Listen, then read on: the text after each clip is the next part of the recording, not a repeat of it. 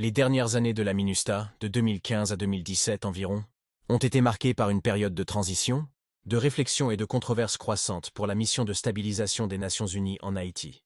Après plus d'une décennie de présence continue, l'ONU a subi des pressions de plus en plus fortes de la part des acteurs locaux et des organisations internationales de défense des droits humains pour reconsidérer l'ampleur de son intervention et l'orientation future de sa présence dans le pays.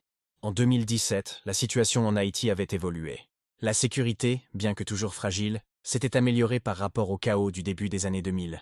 La police nationale haïtienne était plus forte. Des élections avaient eu lieu et les institutions haïtiennes, malgré leurs imperfections, fonctionnaient avec une plus grande autonomie qu'au début de la mission.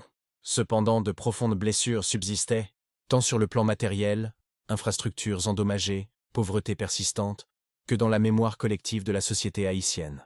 Les controverses qui avaient entaché la MINUSTAH, opérations militaires ayant entraîné des pertes civiles, épidémie de choléra propagée par les casques bleus et scandales d'abus sexuels, continuaient de peser lourdement sur son mandat. Face à cette situation, le Conseil de sécurité des Nations Unies a décidé de mettre fin au mandat de la MINUSTAH en avril 2017. Sa dissolution était prévue pour octobre de la même année, ouvrant la voie à une nouvelle mission onusienne plus réduite, la MINUJUST, mission des Nations Unies pour l'appui à la justice en Haïti, axée principalement sur le soutien au système judiciaire haïtien, sans composante militaire étrangère significative. L'approche de la MINUJUST se voulait moins intrusive et plus respectueuse de la souveraineté haïtienne, en réponse notamment aux critiques formulées depuis des années à l'encontre de la présence militaire excessive de la MINUSTAH.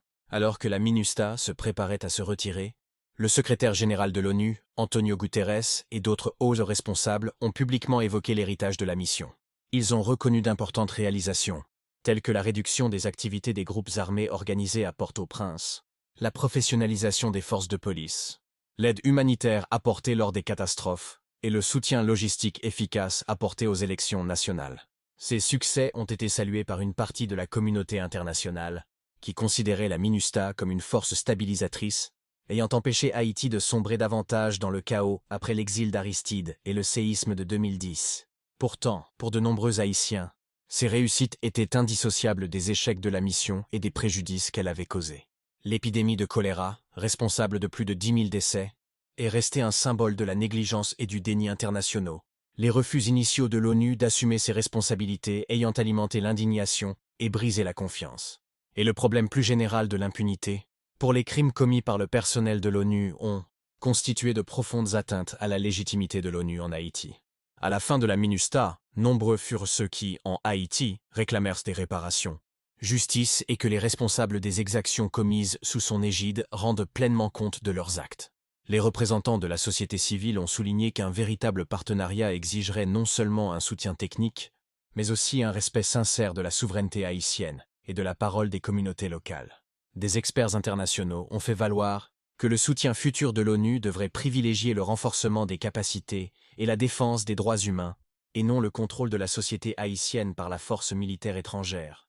La transition vers la MINUJUSTH en octobre 2017 a symbolisé la prise en compte de ces enseignements par les Nations Unies. La nouvelle mission s'est concentrée sur la réforme juridique, la surveillance des droits humains et le développement des forces de police, cherchant à donner aux institutions nationales les moyens de jouer un rôle moteur dans l'avenir d'Haïti.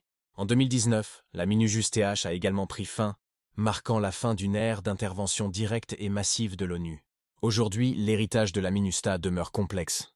Dans les annales du maintien de la paix, la MINUSTAH constitue une étude de cas illustrant ce que l'intervention internationale peut accomplir, mais aussi ce qu'elle peut engendrer destructeur.